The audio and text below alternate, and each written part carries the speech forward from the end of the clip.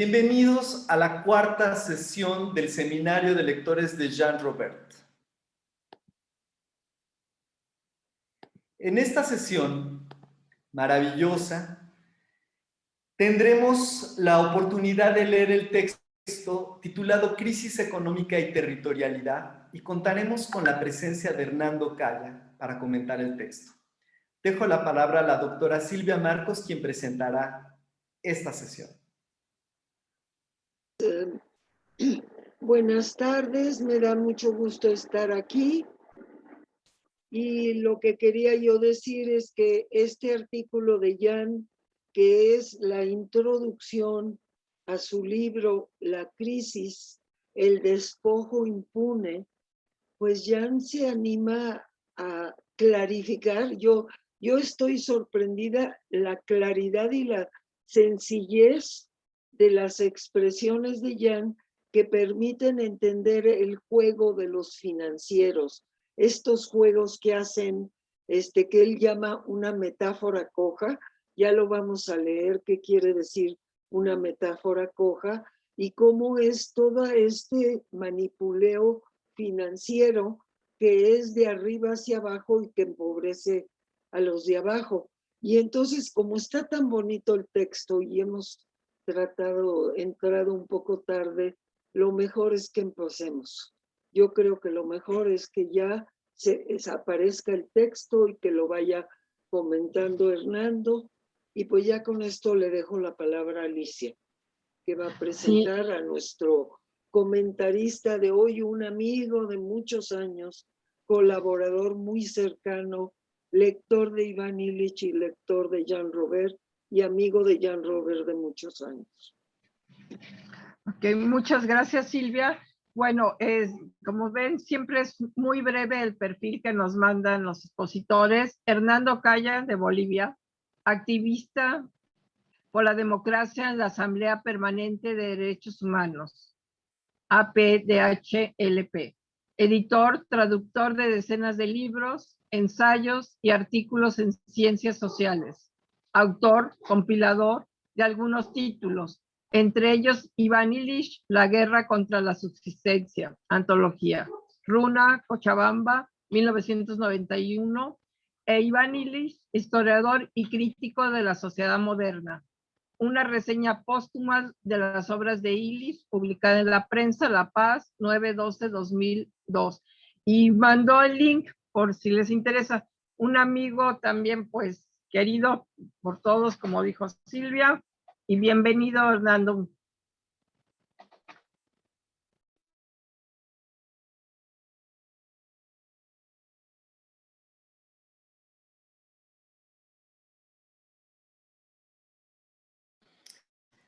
Buenas, Hernando, ya estamos con ya ven todos el texto Crisis económica y territorialidad. Sí, yo lo veo. Sí, sí lo vemos. Perfecto. Pues si quieren comenzamos a darle lectura. Por favor. Introducción. Crisis económica y territorialidad de Jean Robert. Introducción. A un año de haberse desatado la crisis, su espectro ya se hizo sombra sobre la tierra que los hombres pisan todos los días. Aterrizó y la angustiante lucha por el hoy tomó el lugar de las preocupaciones por el mañana. Pero ni siquiera ahí arriba causa el estupor y el sálvese quien pueda de los primeros días. Frente a un mal que empieza a ser conocido y a la ausencia de escapatorias, ¿qué hacer sino experimentar posiciones que permitan el mayor confort en la incomodidad, como cuando uno busca el sueño en una cama deshecha? Después de la fase aguda, que fue la crisis, en el sentido literal de encrucijada, la fase crónica y la adaptación a lo que sea. A lo que sea, expresión cargada de malos agüeros, dejando de ser una amenaza en el cielo de mañanas inciertas, la crisis se arraigó en el suelo, bajo los pies de cada vez más personas. es hoy totalmente aquí, abajo y ahora. ¿Ha cambiado el mundo? ¿En qué medida?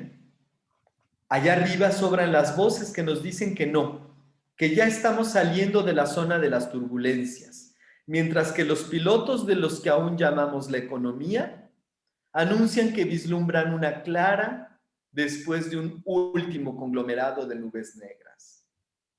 Como los meteorólogos que nos dicen qué tiempo hará mañana, puede ser que tengan razón. Puede ser que sí, puede ser que no. En materias dominadas por la incertidumbre, todo es posible, sobre todo tratándose de un fenómeno donde los hechos reflejan más la opinión general sobre una realidad cuyo referente es la opinión que se tiene de la probabilidad de que se realice.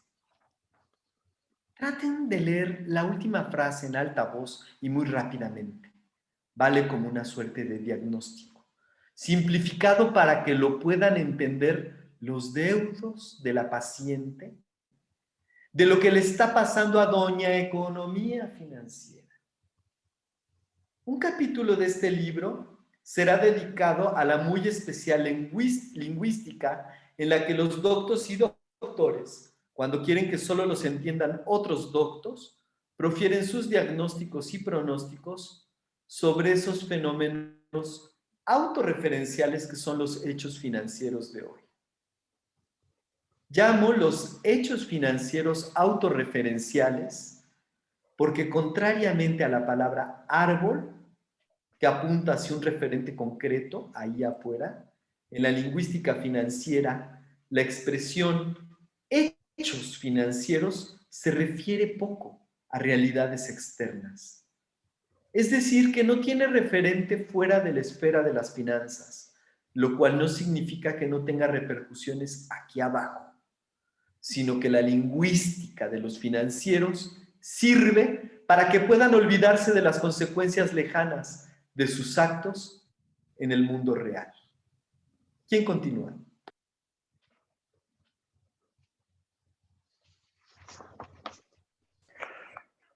Como desechos de satélites que caen sobre la Tierra. Los terminajos del mundo financiero contaminan el lenguaje común, pero eso no significa que cada vez que palabrotas como @ surgen en una conversación común, el que las pronuncia tenga poder sobre los conceptos con los cuales allí arriba los economistas y financieros construyen su realidad virtual. Cuando los doctos creen que nadie extraño a sus círculos los escucha, se apresuran en explicar en voz baja que se trata de hechos que, contrariamente a la concretedad de un terremoto, se originan en lo que cada inversionista piensa, de que los otros piensan, que el que piensa de los que piensan, de sus movidas presentes y futuras en la bolsa de valores. En fin, nos entendemos. Estamos hablando de aquello que enseñan todas las teorías monetarias neoliberales. Es decir, que son hechos, que se originan arriba en la imaginación antes de los que nos golpeen aquí abajo. Ahora bien, autorreferencial no quiere decir sin consecuencias reales. Los acontecimientos de los últimos meses enseñan, al contrario, que estos juegos de espejos en el gran show de la opinión también generan tsunamis virtuales, realmente destructores de patrimonios, seguridades, ahorros e ingresos. Quizá debemos revisar el concepto de opinión pública que allá en las altas esferas manejan los doctos, árbitros de los letales juegos financieros. Es pública, como lo son las plazas y calles tan llenas de coches que el público peatón ya no se halla en ellas. ¿Puedo interrumpir aquí, perdón? Gracias, Gas.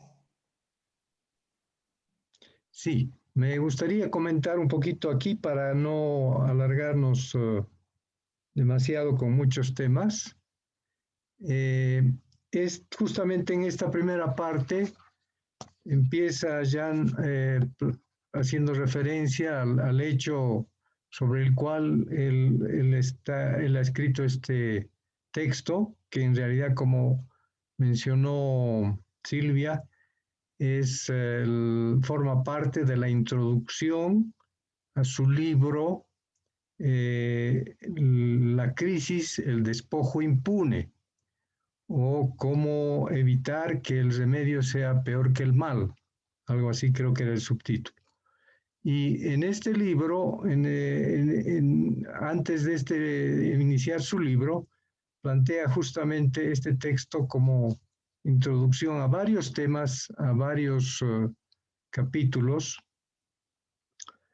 Y el hecho obviamente importante, el que va a abordar en el libro, es la crisis financiera del 2008, que a estas alturas seguramente algunos ya hemos perdido algunos referentes fácticos sobre el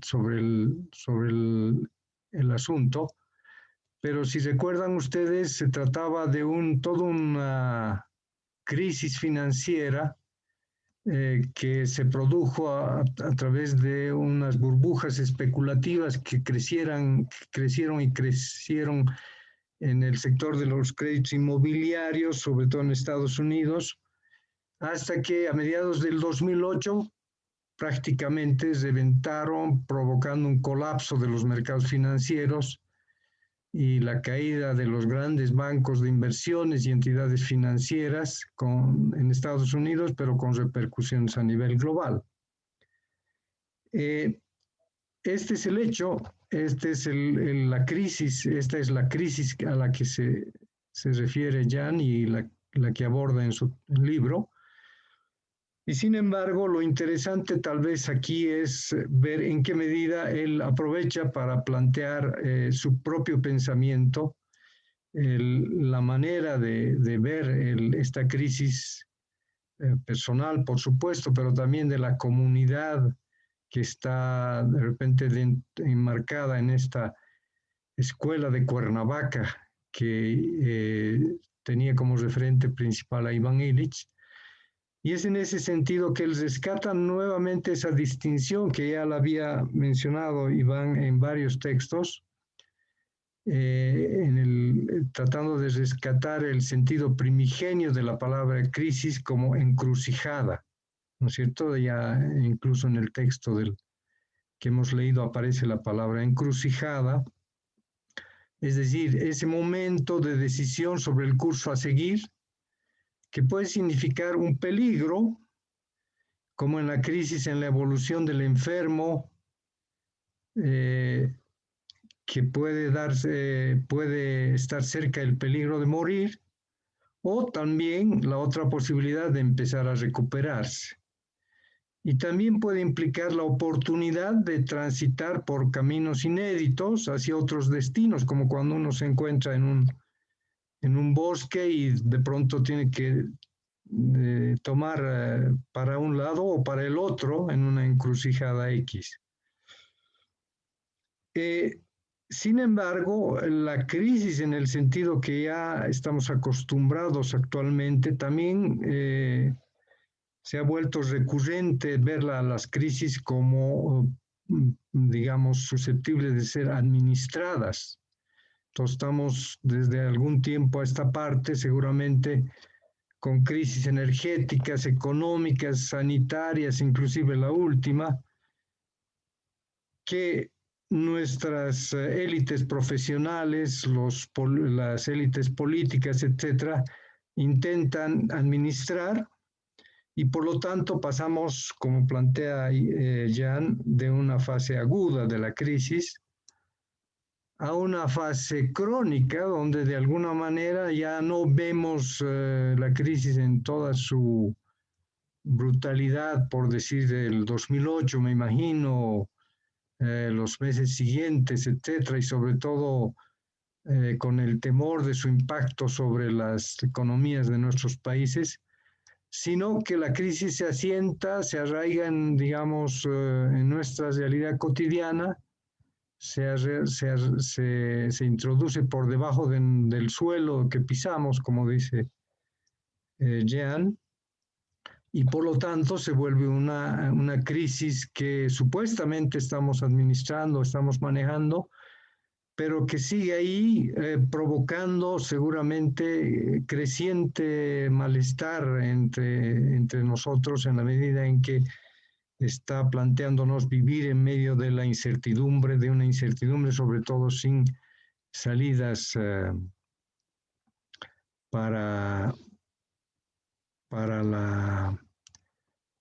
la posibilidad de remontar esta crisis. Aparte de lo conceptual, yo creo que interesa destacar el estilo imaginativo de la prosa de Jean, como cuando conecta su explicación de la crisis como encrucijada con el tema de la opinión pública como componente esencial de los fenómenos financieros, fenómenos de opinión según él, que abordará a continuación. Por ejemplo, para explicar los hechos del mundo financiero, plantea que estos reflejan más la opinión general sobre una realidad cuyo referente es la opinión que se tiene de la probabilidad de que se realice. Para agregar a continuación, vale como una suerte de diagnóstico simplificado para que lo puedan entender los deudos de la paciente de lo que le está pasando a doña economía financiera, como leyó Héctor hace un momento. Tal vez podemos seguir para después referirnos a los hechos financieros autorreferenciales. Creo que hay más materia sobre esos otros hechos autorreferenciales en las siguientes páginas. ¿Quién puede continuar, por favor? Enrique, ¿puedes continuar tú? Sí, espero que no vaya a salir mucho ruido por aquí. Sigo. Eso es un libro que quiere dirigirse a los peatones de la economía. Después de ponernos de acuerdo en que no todo mundo hace parte del gran público en la misma medida, sino que hay el público a pie y el público montado, hay que hacer otra distinción importante.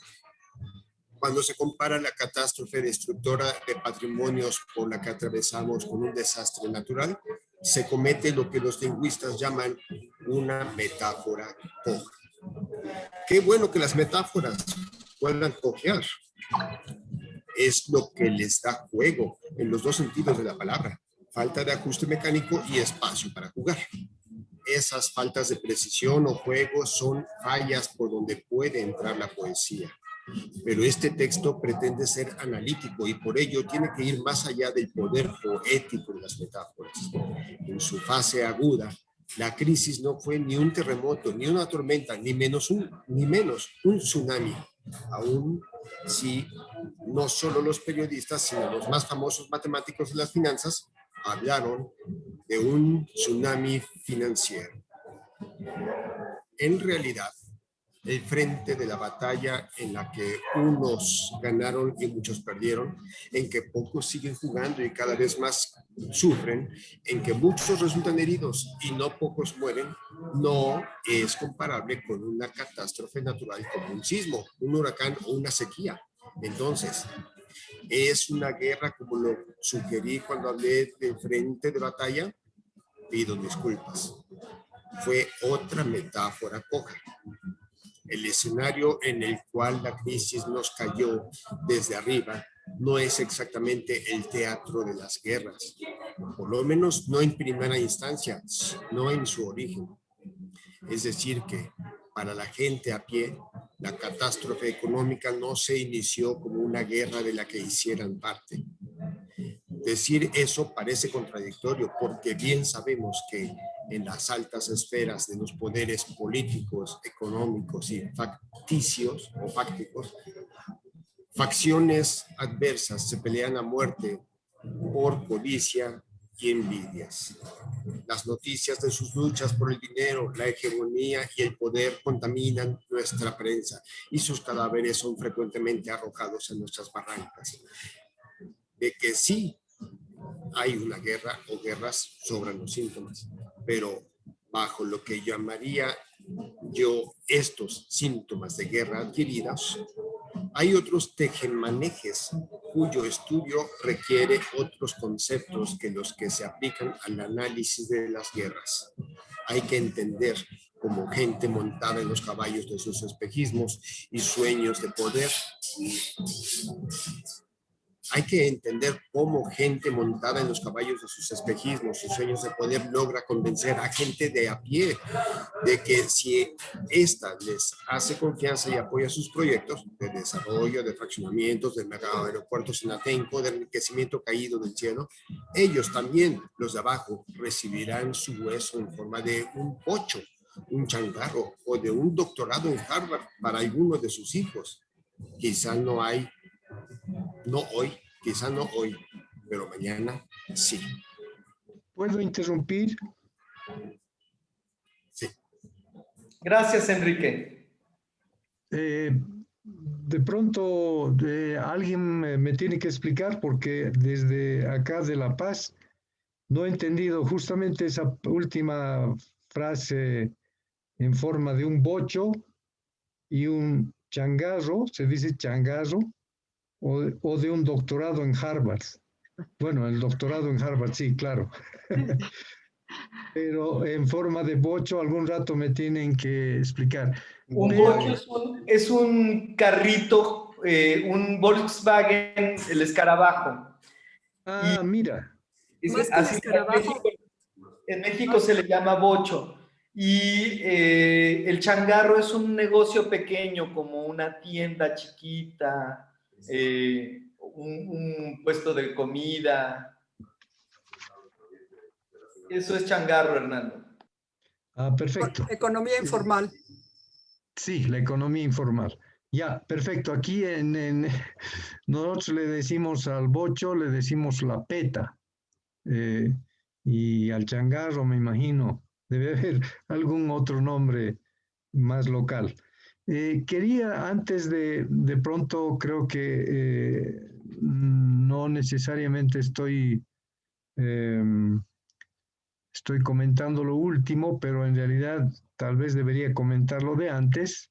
Estos hechos financieros autorreferenciales que leímos hace un rato, de algún modo es una cuestión importante porque de pronto, por un lado, la palabra hechos siempre tiene una connotación fáctica, tiene una connotación, como dice el texto por ahí, no, en el caso de los hechos financieros, son autorreferenciales porque no hay nada afuera o de alguna manera lo de afuera está muy lejano.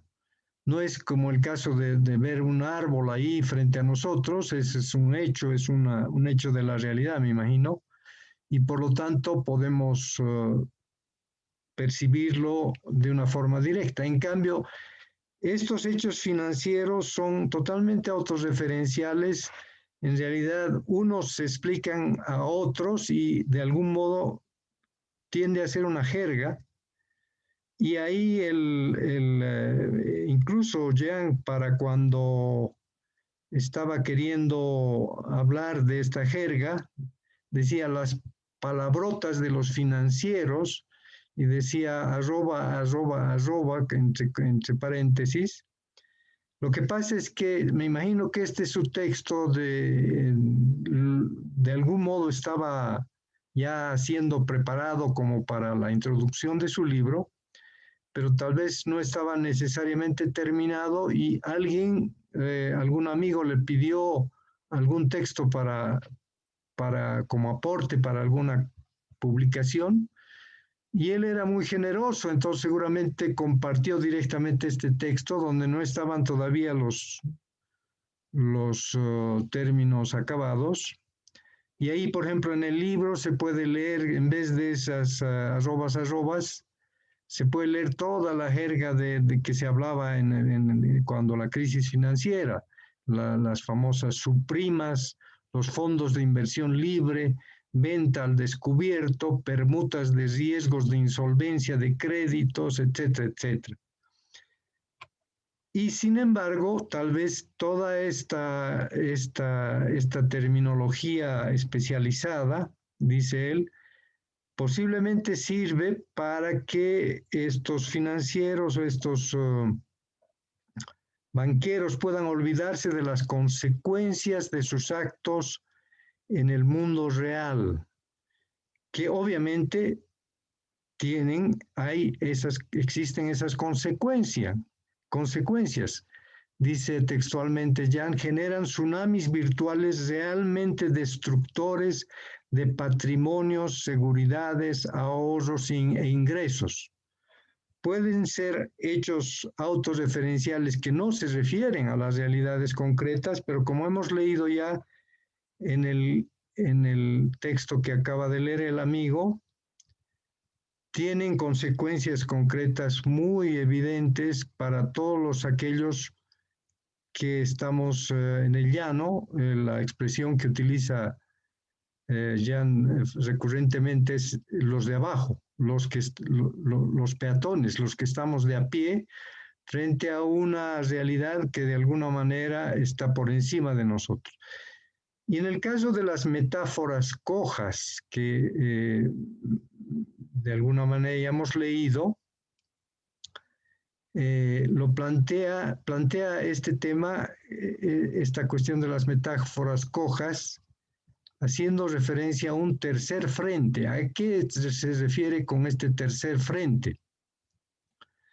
Frente a los acontecimientos como la crisis financiera del 2008, y ahí se me ocurre que también podría referirse a la pandemia del 2020 y en la que todavía estamos, el recurso a las metáforas es recurrente. Como recuerda Jan, era frecuente asimilarlos a catástrofes naturales como los terremotos, tsunamis, etc.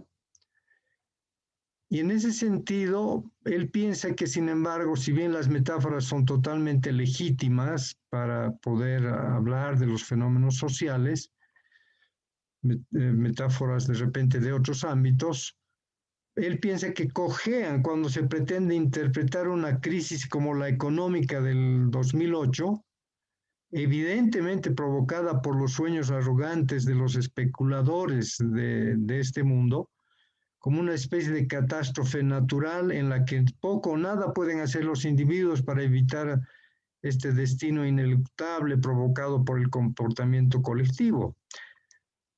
Tampoco cree que se trate de una guerra entre unos pocos ricos y las grandes mayorías empobrecidas, como suelen plantearlo algunos análisis de inspiración marxista. Otra metáfora coja, tal vez, en este caso, cuando habla de frente de batalla, por ejemplo. Y tal vez aquí ya directamente viene lo que vamos a leer a continuación. Creo que en esta parte podemos dejar que el otro amigo nos siga leyendo y comentaremos después. Gracias.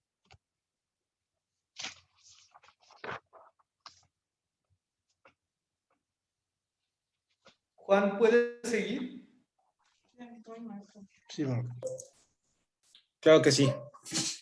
Ni catástrofe natural, ni verdadera guerra, la crisis económica se inició en un tercer frente cuyos movimientos primordiales no se originan en la naturaleza ni en la violencia brutal, sino en la imaginación colectiva.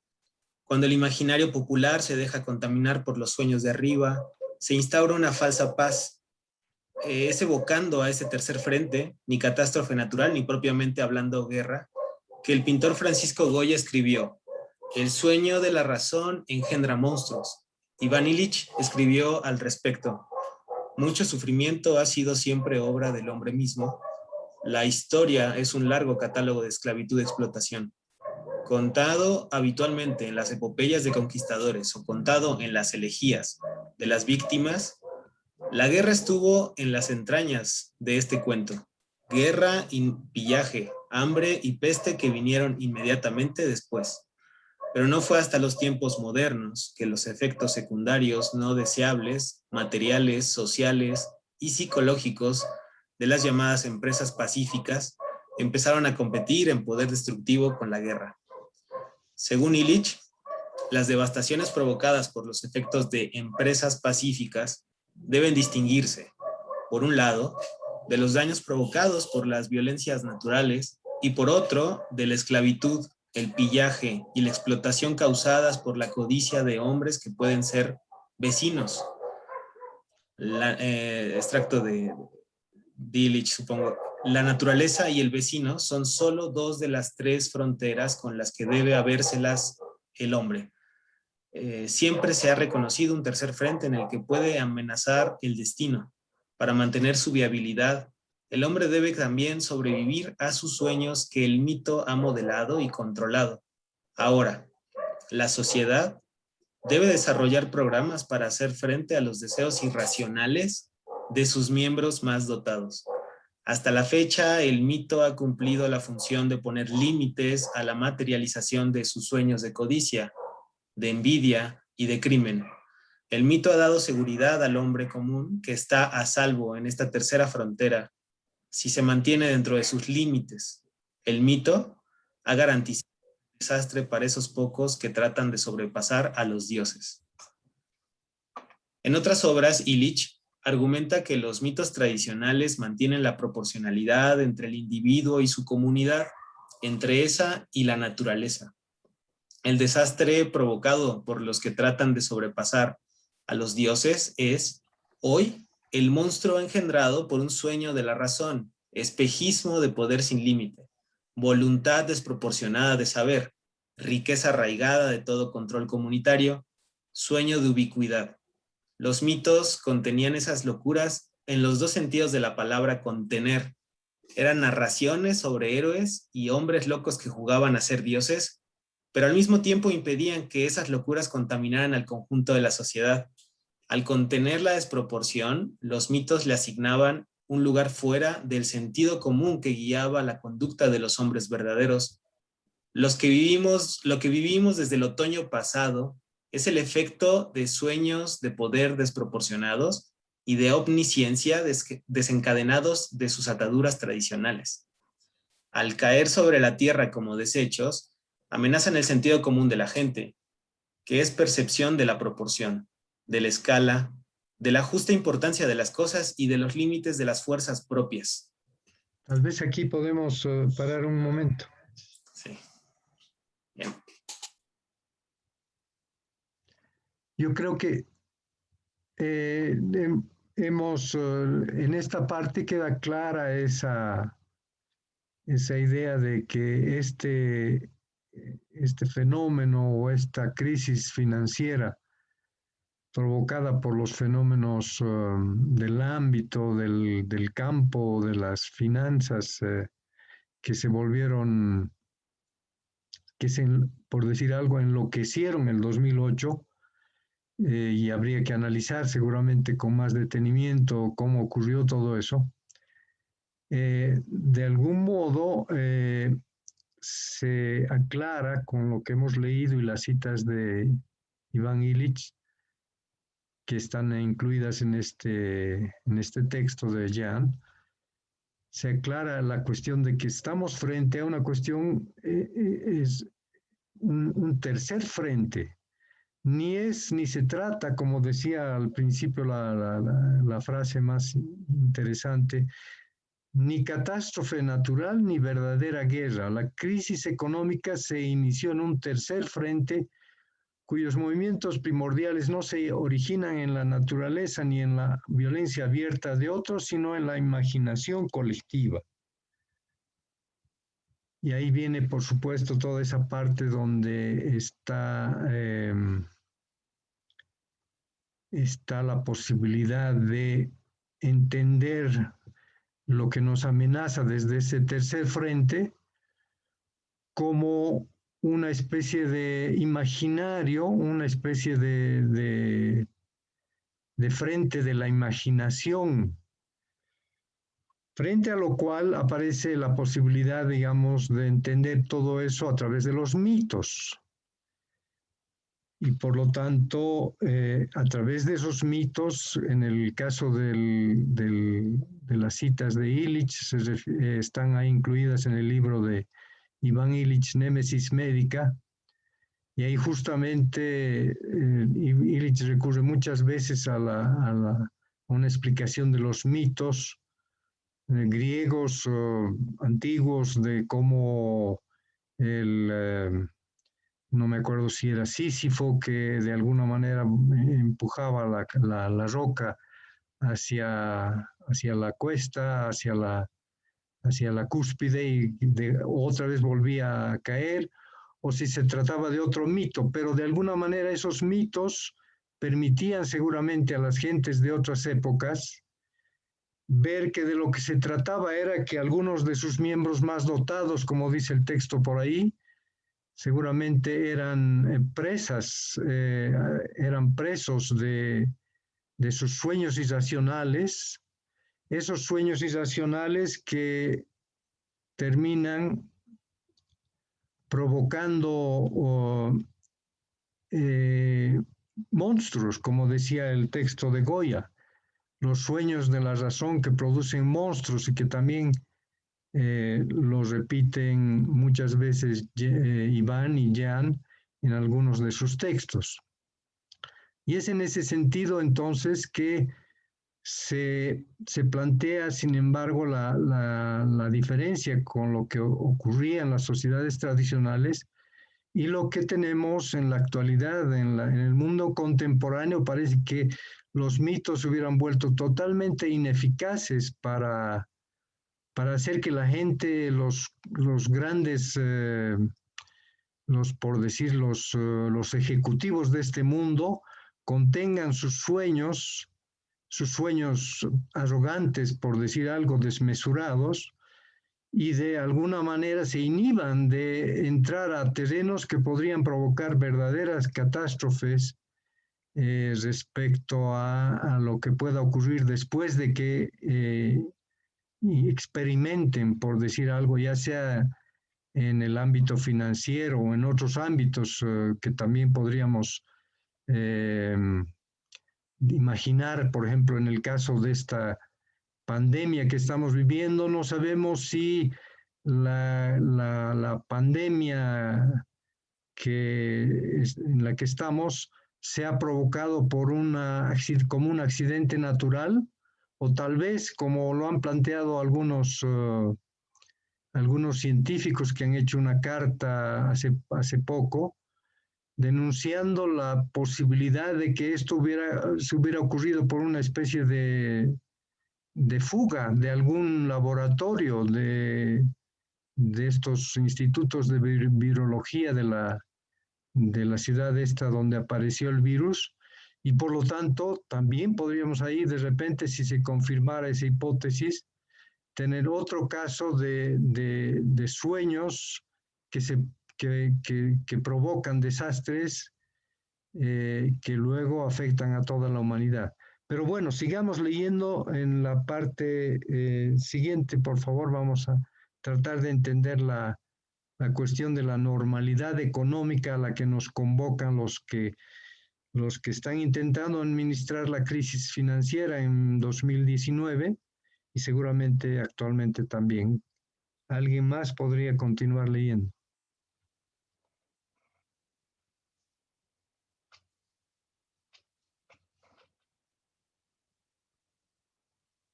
¿Quién toma la palabra? Rosa Margarita. En el mundo de las finanzas, ahí en los sueños de la razón de arriba, mientras todo el mundo pensaba que todo iba bien, hasta que una perturbación incitó a algunos inversionistas a actuar como si todo iba a ir mal y con ello a realizar su propia profecía. En jerga financiera, eso se llama pasar de la especulación al alza a la especulación a la baja. Ya se señaló el que, después del sálvese quien pueda del año pasado, lo que más frecuentemente se oye ahora son llamados a la calma. Más allá de las turbulencias provocadas por la progresiva generalización de la desconfianza, entraríamos en un mundo como el de antes. Dicen los que quieren que todo vuelva como antes, es decir, que se les vuelva a tener confianza. Esa ilusoria restitución de la normalidad de antes se llama la recuperación. Pero los que predican la recuperación pasan por alto la única pregunta seria sobre su fundamento. ¿Era justificada la confianza? ¿Es hoy justificada?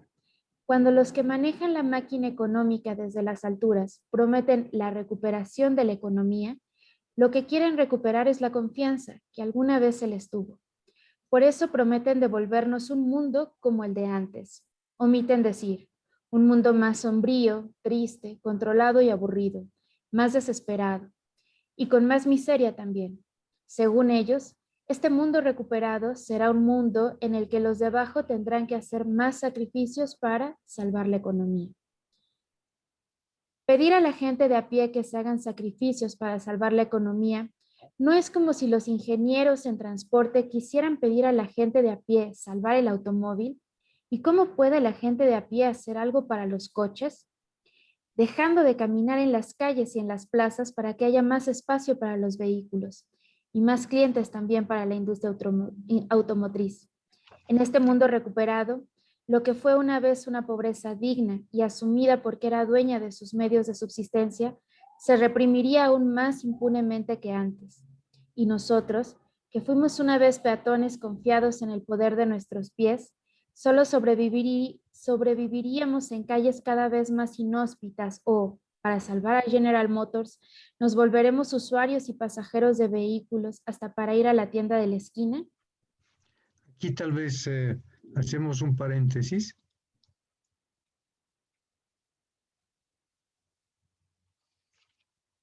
En esta parte justamente está Jean intentando que pensemos sobre la normalidad a la que no solamente nos convocan, en este caso los economistas, sino seguramente una normalidad a una normalidad que añoramos todos, en la medida en que estamos insertos en la economía, también nuestra supervivencia económica depende de esa normalidad económica. Nuestros hijos seguramente van a la universidad, entonces quisiéramos que obviamente la normalidad, el funcionamiento de la economía nos permita seguir proyectando nuestras necesidades económicas, nuestros proyectos de vida, nuestros proyectos de estudios, etcétera, etcétera, y por lo tanto no es toda una generación que en vista o frente a una crisis tremenda como puede ser una crisis financiera, me imagino algo parecida seguramente ha sido también la crisis económica de los años 30 del siglo pasado. La gente no tenía trabajo y por lo tanto era todo una expectativa de cómo se podía volver a reactivar la economía para que la gente vuelva a tener empleo, vuelva a tener trabajo en las fábricas, etcétera, etcétera. Entonces, estamos frente a una cuestión muy importante y sin embargo que conviene reflexionar en los términos que nos plantea Jean. En el caso de la crisis financiera del 2008, me imagino, lo que hay que tomar muy en cuenta es que la normalidad requirió un gigantesco rescate financiero. Ya seguramente ustedes se acuerdan, había la posibilidad de que quiebren varias de estas entidades financieras como Lehman Brothers o American International Group. Había la mayor aseguradora de Estados Unidos que la una quebró efectivamente, incluso permitieron que quebrara, pero cuando vieron que era posible que quiebre también esta otra aseguradora, dijeron, es demasiado grande para que podamos dejar que simplemente se declara en bancarrota y por lo tanto se dio toda una maniobra para que la Reserva Federal de Estados Unidos haga un rescate, le dé un préstamo de miles de millones de dólares a estas financieras o bancos de inversión.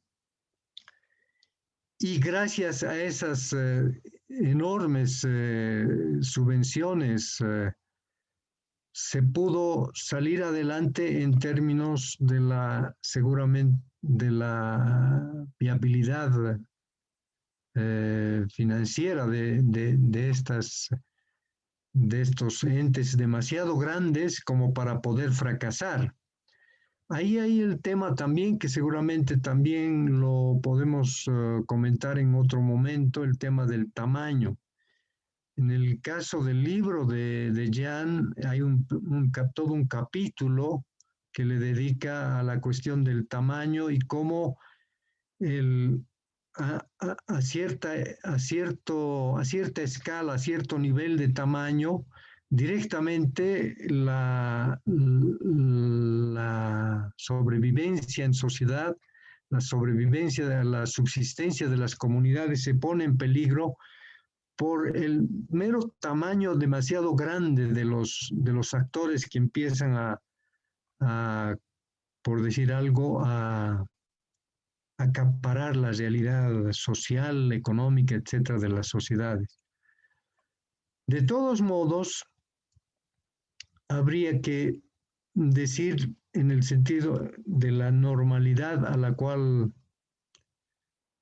quisiéramos volver, es algo que seguramente se logró el 2008, el 2009, volver a que funcione la maquinaria económica, pero tal vez en una siguiente crisis económica o financiera ya no podamos, efectivamente, ya no se pueda, ya no puedan los administradores de las economías mundiales lograr volver a esa normalidad. Y en ese caso uno se pregunta qué podría ocurrir. Pero bueno, esas son preguntas que nos hacemos todos los días, incluso en esta época en que quisiéramos volver a la normalidad anterior a la pandemia, por decir. Pero sigamos leyendo en la parte el concepto tal vez más importante del texto de Jan se refiere a la territorialidad que viene después. Adelante, por favor, si alguien puede seguir leyendo. Alicia Dorantes. Sí, a ver si me escuchan bien. Decir pobres, dignos y dueños de sus medios de subsistencia, es decir, pobres dueños de sus territorios, es decir, también gente de abajo capaz de sobrellevar la crisis y de sobrevivir a la nueva normalidad. Porque su subsistencia no depende totalmente de la producción capitalista y de sus redes de distribución de las mercancías marginalmente comestibles, que la gente de ciudad tiene que comprar en los supermercados, @tefant. En muchas partes de México, los pobres empiezan a usar un nuevo concepto para diferenciar la pobreza digna de la miseria. Es el concepto de territorialidad. A lo mejor muchos no saben que con ello están inventando un potente concepto analítico nuevo para hablar de una vieja realidad que tiene que ver con el cultivo, la cultura, las costumbres y también la hospitalidad. Y por supuesto, la subsistencia, palabras deshonrada por el mal uso que le dieron los lingüistas de arriba. Continúa. La reivindicación de su territorialidad va mucho más allá del clásico reclamo por la tierra. Un campesino individual necesita una tierra si quiere seguir cultivando. Una comunidad requiere un territorio con su agua, sus bosques o sus matorrales, con sus horizontes, su percepción de lo nuestro y de lo otro, es decir, de sus límites. pero también con las huellas de sus muertos, sus tradiciones y su sentido de lo que es la buena vida, con sus fiestas, su manera de hablar, sus lenguas o giros, hasta sus maneras de caminar. Su cosmovisión, la territorialidad no es un nuevo chauvinismo, no es un llamado a encerrarse en un santuario de tradiciones puras e inamovibles, y menos a engendrarse temerosamente al modo de los de arriba y en sus fortalezas campestres y sus residencias con albercas y canchas, o como los del medio, agazapados en sus condominios, fraccionamientos o campos de concentración para ricos venidos a menos, o pobres que tratan de lanzarse al asalto de la pirámide social. ¿Continúo? ¿Alguien más? Los que diseñan esas residencias campestres amuralladas, esos guetos clasemedieros y campos de concentración para burócratas y obreros merecedores, los que fraccionan el campo antes y los que pueblan después, son todo lo que quieran o no, reinas, alfiles, caballos o peones en el tablero de una despiadada contienda territorial. La territorialidad rechaza la lógica de esta guerra. Es arraigamiento, apego al suelo y a la tierra nodriza, respeto de las tradiciones y capacidad de transformarlas en forma tradicional. Es capacidad de subsistir a pesar de los embates del mercado capitalista. Es reflexión crítica sobre el hoy y el aquí, que viene de abajo. La imposición desde arriba de residencias diseñadas para permanecer ajenas al lugar que ocuparán y construidas después de que los trascabos hayan borrado todas las huellas de vidas pasadas. Es el contrario exacto de territorialidad.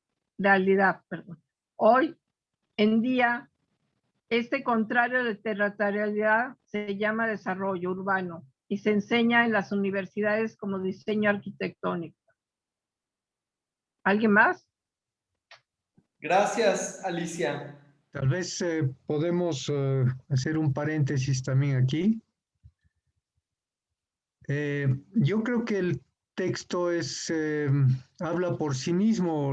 Todo lo que nos ha escrito Jean en esta parte, y en ese sentido, yo creo que no hay, digamos, no se necesita mayor abundamiento, en la medida en que describe muy bien esta idea de la territorialidad, sobre todo cuando dice, por decir algo,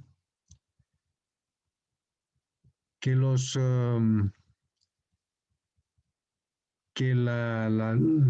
pueblos, las comunidades subsisten en sus territorios resistiendo la invasión de los mercados y la intromisión de los estados que tienden a la desvalorización y destrucción de sus culturas vernáculas.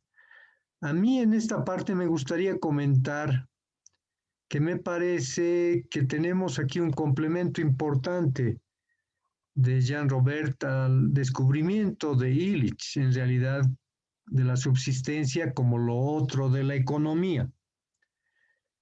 Seguramente también Illich a algún momento también mencionó o habló de la territorialidad, pero no recuerdo.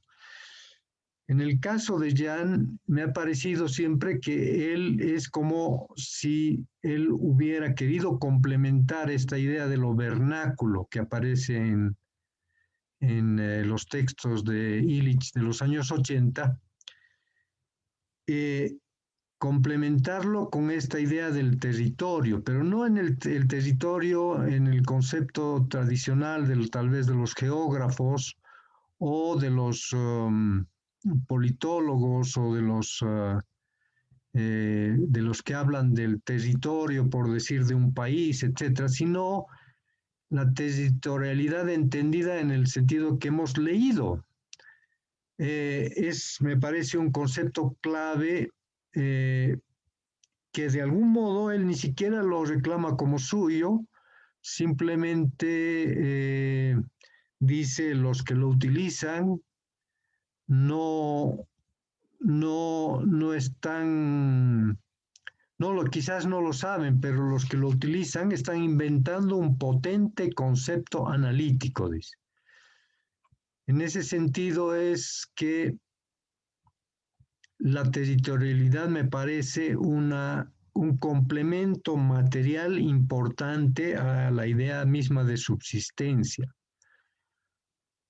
Cuando dice, por ejemplo, una comunidad requiere un territorio con su agua, sus bosques o sus matorrales, con sus horizontes, su percepción de lo nuestro y de lo otro, es decir, de sus límites, pero también con las huellas de sus muertos, sus tradiciones y su sentido de lo que es la buena vida, con sus fiestas, su manera de hablar, sus lenguas o giros, hasta sus maneras de caminar. En otras palabras, es un concepto de territorialidad, pero muy enriquecido, me imagino, con la vivencia propia de años, décadas de Jean en los parajes territoriales que le tocó vivir en su lugar de adopción, que entiendo es más que México, en el sentido así de un país, el lugar de Cuernavaca, de Morelos, donde él, junto con Silvia, pasaron la mitad de su existencia, si no su existencia entera. En ese sentido, creo que también da cuenta de su pensamiento, yo lo llamaría dialéctico materialista, que no es lo mismo que materialista dialéctico, como en el caso de los marxistas, por ejemplo, sino que de alguna manera me parece que podría dar cuenta de esta búsqueda permanente en Jean del complemento material de la acción humana. En su libro, por ejemplo, si tienen la chance de leer su libro, el libro de la crisis que estamos abordando, por lo menos en la introducción, él tiene todo un capítulo para analizar la relación, lo que él llama entre la emergencia y su basamento material. Y obviamente el basamento material, que es un término abstracto, alude también de algún modo a esta territorialidad. Y es en ese sentido que creo yo la territorialidad es realmente un concepto que nos permite adentrarnos en el pensamiento de Jean Robert. Sigamos todavía, si es que hay un par de páginas que nos faltan. Gracias. Miguel Valencia, ¿puedes continuar? Las guerras territoriales modernas no dicen su nombre. Se disfrazan atrás de eufemismos. El ya mencionado diseño urbano, el urbanismo, la planificación, con sus cartas urbanas y reglamentos, la extensión, a manera de brazos de estrella de mar que proliferan desde los centros urbanos, de servicios de transporte, de agua, de salud, de educación y de diversión, de clubes de golf, de juegos de números, que son casinos disfrazados, de hoteles donde los cuartos se rentan por hora, de voraces megatiendas. El diseño urbano se ha transformado en una especie de rosa y quema, cuyo instrumento es trascabo. Lo que luego se edifica en el espacio vacío dejado por las máquinas se parece en el mundo entero, de Acámbaro a Chechen, de Bangalore a Silicon Valley. En cambio, los frutos de la territorialidad se distinguen en cada sitio particular por su íntima compenetración con el espíritu de un lugar único. Si bien el otro bando, el banco territorialidad, no tiene camiseta propia, sino que cambia de color según sus intereses del momento. La guerra que lleva sí tiene nombre. Se llama guerra contra la subsistencia. Desde que empezó, hace más o menos 500 años, Ha tenido varias manifestaciones, pero su resultado siempre ha sido la devastación de los territorios donde subsistían y siguen subsistiendo los pueblos. Guerra de gente de arriba contra gente de abajo, materialmente, de gente a caballo contra gente de a pie, y hoy de automovilistas contra peatones. ¿Qué tiene que ver la territorialidad con la crisis? Primero, el hecho histórico de que desde por lo menos 5 siglos, la guerra contra la subsistencia ha sido una guerra de devastación de los territorios de subsistencia de la gente de abajo. Segundo, el inmenso peligro de que las políticas de rescate de la economía se parezcan a las políticas de desarrollo de las infraestructuras de transporte que usurpan superficies de banqueta y otros espacios peatonales para acomodar más coches en las calles. La gran amenaza inherente a las políticas de rescate, recuperación y normalización de la economía es que usurpen ámbitos de subsistencia para construir en su lugar supermercados y en lucrativos fraccionamientos o en aras del sueño de los economistas profesionales, el mercado perfecto, en que todos los actos de subsistencia serían reducidos a transacciones económicas formales generadoras de divisas y sujetas a impuestos. Si no somos... Cambio. Si no somos... ya se pasó. Vigilantes, si bajamos la guardia, los sueños de los economistas pueden engendrar monstruosidades sociales aún desconocidas. No faltará quien alabe esos monstruos como prueba de la creatividad del capitalismo. Este autor está en desacuerdo con toda alabanza al capitalismo, que, según él, no es un sujeto o una entidad que manipularía y transformaría las sociedades desde afuera. El capitalismo no es otra cosa que la forma de la despiadada guerra contra la subsistencia que caracteriza los tiempos modernos. Su expansión siempre ocurre a costa de territorios, saberes y talentos de subsistencia. Por ejemplo, hay cada vez más señales de que se está fomentando una guerra sucia contra modos de supervivencia hasta ahora tolerados en las márgenes. Sobrevivir vendiendo flores en las calles, limpiando parabrisas, pepenando, construyendo su propia casa. En la guía bibliográfica que concluye su ensayo sobre el trabajo fantasma, Iván Ilich escribía: la era moderna es una guerra sin tregua que desde hace 5 siglos se lleva a cabo para destruir las condiciones del entorno de la subsistencia y reemplazarlas por mercancías producidas en el marco del nuevo Estado-Nación. En esa guerra contra las culturas populares y sus estructuras, al Estado le ayudó la clerecía de las diversas iglesias, luego los profesionales y sus procedimientos institucionales. A lo largo de esta guerra, las culturas populares y los dominios vernáculos, áreas de subsistencia, fueron devastados en todos los niveles. Pero la historia moderna, desde el punto de vista de los vencidos de esta guerra, queda todavía por escribirse. So peligro de seguir aceptando pasivamente la destrucción de los territorios de subsistencia, de los lazos sociales, de las culturas y de la naturaleza bajo el impacto de un nuevo arrebato de crecimiento económico, es absolutamente necesario replantear la cuestión del referente real de los discursos económicos. Parte de la cortina de humo atrás de la cual se disimula la ciencia llamada... la ciencia llamada economía, definida allá arriba como teoría de la asignación de medios limitados a fines alternativos, léase limitados, como observación de fenómenos de formación de valor bajo la presión de la escasez.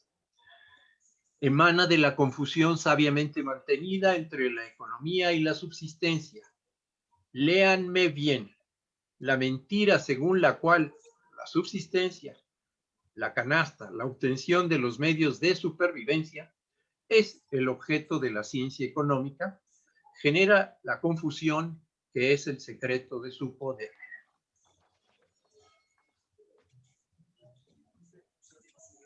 Muchas gracias, Miguel. Fernando.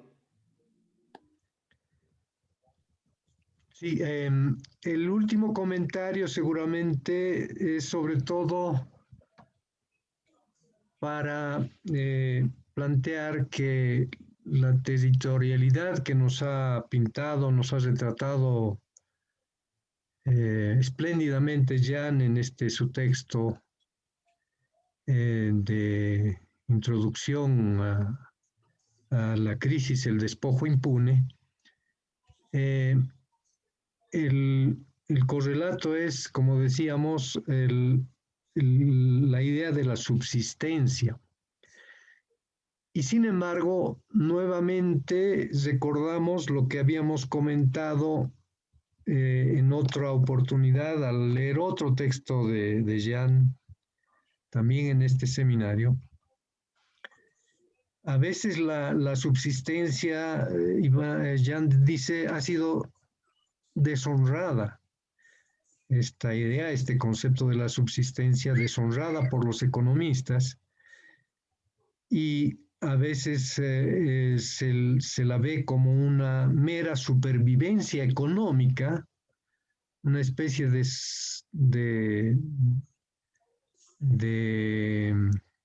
supervivencia pobre, la más pobre, digamos, en la escala de lo económico, que seguramente, según la polaridad que también ha planteado Jan en otro libro junto a Mahit Zanema, la polaridad entre miseria y pobreza. En este caso, cuando hablan los economistas de la subsistencia, pareciera que se están refiriendo a la miseria económica, esa miseria que aparece cuando la gente se vuelve totalmente dependiente de las mercancías de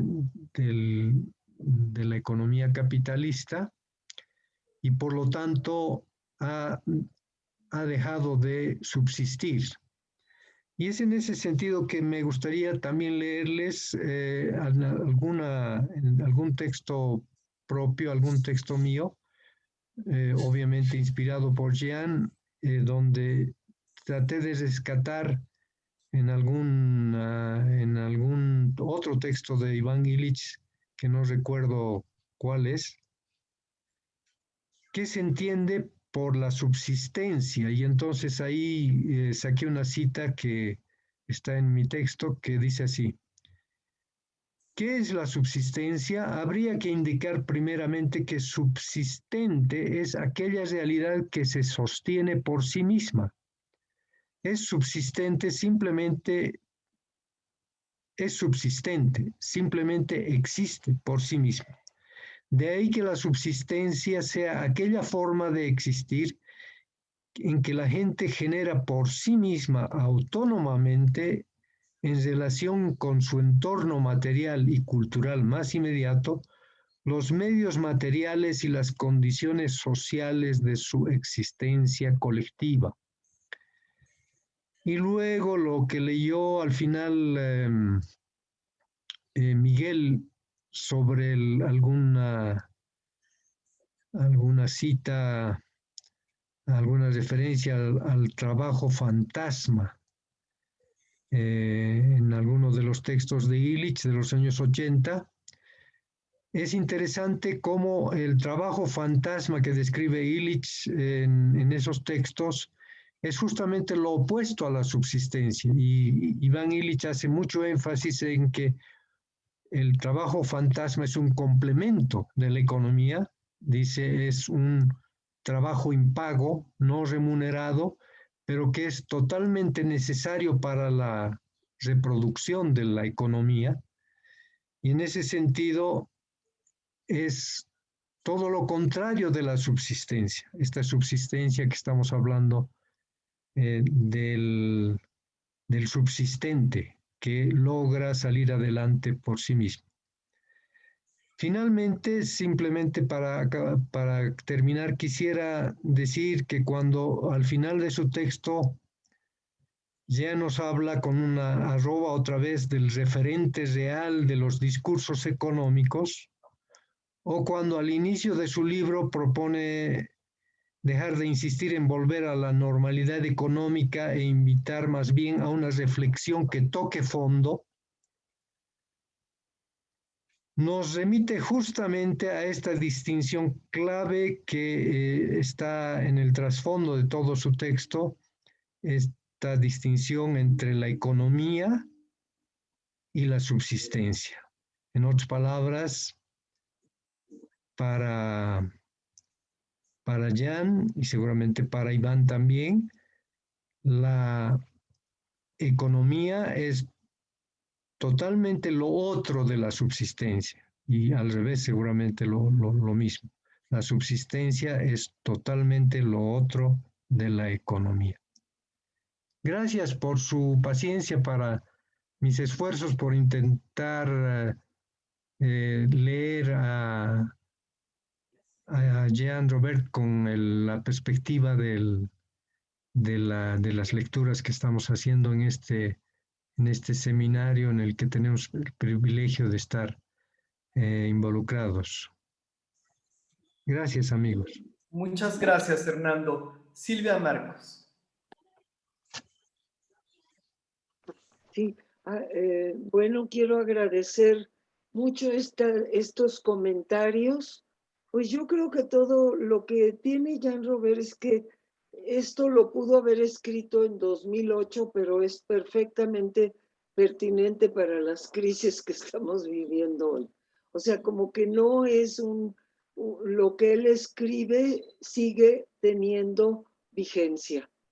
Y una vigencia renovada, en este caso con el COVID, por cómo se reacciona ante esta crisis, pero sobre todo yo quiero recuperar eso que mencionaba Hernando, que el concepto de territorialidad es un profundo concepto analítico y que como pasa en muchos escritos de Jan, él recrea estos conceptos profundos analíticos, él los sistematiza, o sea, la forma en que describe la territorialidad, pues, como lo decía Hernando, es tan amplia que no cabe en ninguna forma de definir el territorio, porque muchas veces los pueblos hablan de territorio, las luchas hablan de territorio. Pero este concepto de territorialidad va mucho más allá. Y realmente en el mismo texto hay una frase siguiente que dice, es la cosmovisión. Y entonces ahí vincula ya algo muy profundo, que es este concepto de territorialidad que implica hasta cómo camina la gente, hasta qué lengua habla, hasta todo esto que en realidad se sale del territorio comúnmente concebido. Entonces, en realidad está hablando de lo que llamamos la cosmovisión en antropología, o la cosmogonía, o la cosmología. Está hablando, está equiparando esta territorialidad que viven los pueblos lo viven, o sea, y esto vinculado con la subsistencia, y la subsistencia como una forma alternativa de vivir. O sea, una propuesta, yo lo veo así, no sé cómo piensen, ahorita vamos a oír opiniones, pero yo lo veo como que esta forma de territorialidad vinculada a la economía de subsistencia o a la subsistencia, simplemente está realmente convocando a que se reconsideren formas de sobrevivencia que se deshagan de la economía capitalista, porque la economía capitalista es sumamente destructora, es destructora de la territorialidad, de la cosmovisión y destructora del bienestar también. Entonces, todo esto está en todos los artículos de Jan. Yo les recomiendo mucho que vuelvan a leer este texto. Es de una claridad y de una sencillez que a mí me pasma, ¿verdad? Cómo logra hablar de cuestiones tan profundas con un lenguaje tan sencillo. Y de nuevo volvemos a eso que mencionó Hernando, que ya es algo que es un constante en Jan, que ya necesitaba encarnar todo lo que pensaba lo necesitaba encarnar. Y esa es una de las fuerzas mayores que tiene el pensamiento de Jan, porque no se queda en los juegos abstractos, lingüísticos, discursivos de como muchos intelectuales y pensadores se quedan en lo abstracto. Y él siempre lo trae a lo concreto y lo encarna. Entonces es esa búsqueda de la encarnación, que es también la encarnación de los pueblos. Los pueblos nunca hablan, los zapatistas nunca hablan de puros discursos abstractos, siempre están hablando de prácticas concretas. Entonces yo creo que con esto, muchas gracias y vamos a ver qué piensan algunos de ustedes, qué tienen de ideas, de respuestas, de comentarios. ¿Verdad? ¿Tenemos tiempo, Héctor, o cómo andamos?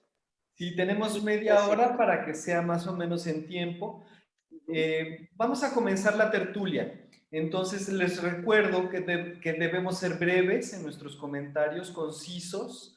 Y bueno, Rosa Margarita Sánchez pregunta en el chat, ¿cómo se articularía el concepto de territorialidad con el de lugar, entre comillas, que vimos en sesiones anteriores en el pensamiento de Jean Robert? Silvia, ¿te gustaría decir algo al respecto? ¿Cómo? A ver, no oí la última parte. El concepto de territorio, con el de lugar. ¿Cómo se articula Pues están territorialidad con lugar? Es una pregunta muy, muy buena, así, de primera, porque justamente es otro camino para llegar al mismo lugar, podríamos decir. Él acá usa la territorialidad y en otros lugares usa el lugar en vez del espacio. Y el espacio correspondería a la economía, a la crítica que él hace de la economía, el concepto de espacio, digamos, arquitectónico, vacío, muerto, que se puede medir, y el lugar es la vida, cómo se habita, cómo... Esto se entreteje también con el concepto de habitar en los textos de Jan. Entonces yo creo que esta serie de lecturas, y ustedes lo están haciendo, porque los que han elegido los textos son los mismos comentaristas, pero los comentaristas son todos unos maestros del pensamiento de Jean Robert, porque de alguna manera todo se coordina, todo se va complementando de un tema a otro, de un artículo a otro, o de un texto a otro, todo va hablando de ese pensador Jean Robert en una particularidad, en una particular perspectiva, pero todas están interconectadas. Y están interconectadas, como vimos con Iván Illich, frecuentemente lo cita, pero también yo veo que los comentaristas ya han mencionado un par de veces, y Hernando Lizoy, que sí, Iván Illich caminó un pedazo, pero como que Jean Robert caminó un pedazo después de Illich. Entonces hay como una coordinación o completud entre el pensamiento de Iván Illich y el pensamiento de Jean Robert. Y los dos se autoalimentan y autosustentan. Entonces hay que tomar eso en cuenta, yo creo. Ya con eso, pues ya le contestamos a esta mujer. ¿Qué pregunta tan buena? Era Rosa Margarita la que preguntó. Rosa Margarita. Muy buena pregunta, Rosa. Se ve que has leído con mucho cuidado. Miguel Valencia. Aquí quisiera nada más hacer algunas pequeñas observaciones con respecto a la primera parte de este texto, que es la parte de la crisis financiera. Tengo la impresión de que este texto fue escrito entre 6 meses y un año después del 2008. O sea que ya había pasado la parte llamada crítica, ¿no? Entonces, él ya tiene bastante estudiado, acumuló mucho documentación sobre esto.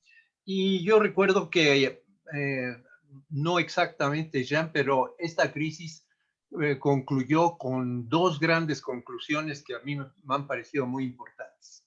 Uno, la muerte de la idea de que los mercados se rescatan solos, ¿sí? O sea, es la muerte de la tesis del neoliberalismo y de aquellos que radicalizaron y creyeron que los mercados debían dejarlos libres y que nadie debía interesar. Y resulta que Estados Unidos ha estado subsidiando a los bancos. Obama les soltó millonadas y millonadas que Estados Unidos le roba al mundo y luego se los entrega a los financieros. Esa es la manera en que ha estado rescatando, pero que los teóricos de Estados Unidos dicen que no se ha resuelto esa crisis, sino que solamente se ha diferido y que puede volver a explotar. En segundo lugar, es la pregunta que hizo la reina Isabel a los economistas más importantes del mundo. ¿Por qué fueron ustedes incapaces de predecir esta crisis?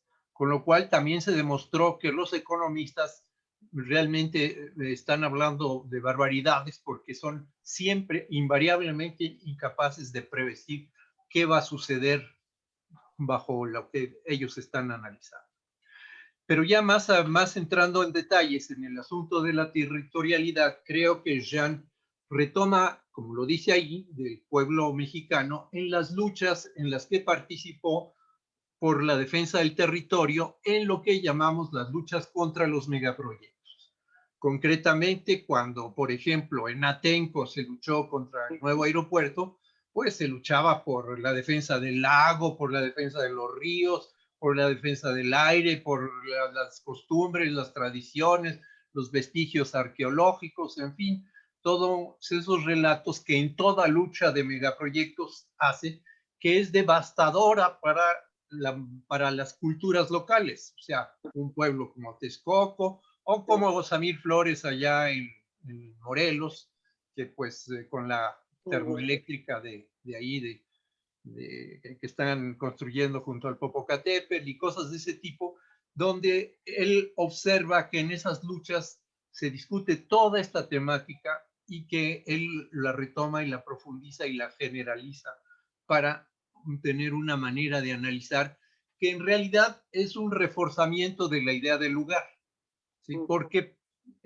con lo del lugar, Jean realmente siento que piensa como arquitecto luchando contra urbanistas que utilizan para todo espacio. Curiosamente, hubo un gran periodista que murió el año pasado, periodista inglés-irlandés, que estuvo siempre en el Medio Oriente, que dedicó un artículo completo para decir que era una estupidez hablar a cada rato de espacio, porque él estaba en la lucha de guerra en Palestina y en Líbano, ¿no? Sin que tuviera conexión una cosa con otra, coincidieron los dos en esa misma idea de que la utilización de la palabra espacio por los arquitectos para cualquier cosa degrada y manifiesta en un mercantilismo y una mercantilización de cualquier cosa, ya sea en una casa, al diseñar una casa o un hospital o hablar de urbanismo. En todos los casos, los arquitectos utilizan la palabra espacio en lugar de lugar, degradando por sí mismo todo lo que se va a hacer. Y claramente aquí Jean-Robert se refiere a las luchas que aquí en la Ciudad de México tenemos 30 años de descubrir que cada consulta de desarrollo urbano resulta en la imposición tecnocrática de los viejos conceptos para meter automóviles, y bajo toda la idea económica, y los vecinos son habitualmente ignorados, digan lo que digan en todo plan de desarrollo urbano, con lo cual hemos denunciado a todos los urbanistas mexicanos como destructores de los territorios y de los lugares, por su idea de desarrollo urbano. Y finalmente el asunto de la cuestión de la subsistencia, creo que está muy bien explicado en el asunto del libro, que espero que alguien comente, la potencia de los pobres, la puissance des pauvres, que escribió con Majid Ranema, donde es muy importante esa distinción que hay en ellos dos entre miseria y pobreza. O sea, que no es lo mismo miseria que pobreza. Gracias. Muchas gracias, Miguel Valencia. Ese término de pobreza digna que tanto menciona Jean-Robert, que es muy diferente a la miseria. Fernando Villanueva. Sí, hola, gracias, muchas buenas noches. Yo ahora me siento bastante bien de no estar solo.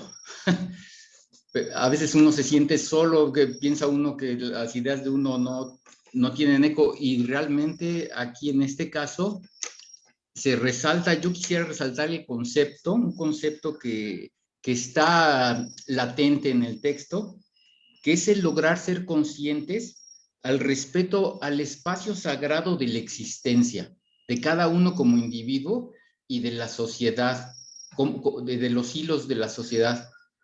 Esa cuestión de lo sagrado no tiene nada que ver con cuestión religiosa, tiene que ver con lo máximo, la máxima espiritualidad que pueda uno concebir como sociedad, de que hay cosas que requieren una frontera y un límite.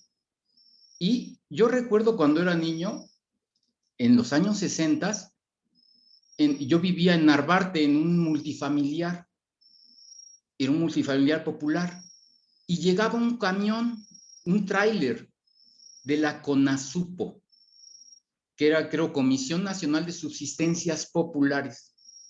Era un pequeño gesto del Estado de llevar leche, lechitas nos llevaban, y un poquito de pan, y nos daban a todos los niños que nos acercábamos, nos daban de comer eso. Yo creo que el Estado sí puede crear con el tiempo esa conciencia de que hay una cuestión que es sagrada, que es la existencia de cada persona y de cada lugar. Más que el Estado, es el gobierno también en turno. Entonces, yo estoy muy feliz de que este texto tocó esa parte, y yo nada más quería enfatizar en esa cuestión de que tenemos que ser muy conscientes de la dignidad de nuestra existencia, y que esa es una cuestión muy sagrada. Gracias. Muchas gracias, Fernando. Alicia. Perdón. Sí, bueno, ya lo dijeron todo. Nada más quiero recalcar dos cosas. Una, la primera es en la lucha del Casino de la Selva, que tuve el honor de iniciar con Jan Robert. Hay un texto que se llama SOS por el Casino de la Selva, y hay una parte que nos remite al texto. Los lugareños de Morelos debemos levantar nuestras voces para evitar que una vez más se atropelle a nuestra memoria colectiva. Debemos estar ciertos de que un lugar es lo que es, es decir, único, pero las huellas de tiempos pasados, por la convivencia de los vivos con la memoria de los muertos. Pues digo, está claro, ¿no? O sea, un lugar es encarnado, es un territorio, es un topocosmos, y un espacio, pues es lo contrario. Y lo segundo es el @ me remite a los textos, a los últimos, la última búsqueda de Ivan Illich, y en que ya la acompaña, como dice Silvia, lo rebasó, de una palabra que usaba. Al @ es un viciotipo, una palabra ya desencarnada, una palabra que tienen que buscar en la era de los sistemas cómo llamar a eso, y no es una palabra encarnada, no es una palabra en sí, es un viciotipo. Es todo, gracias. Gracias, Alicia. Elena del Valle. Prende tu micrófono, sí. Sí, estaba antes Hugo, pero bueno. Yo nada más quería comentar esto de lo que me deja el texto de Jan Robert.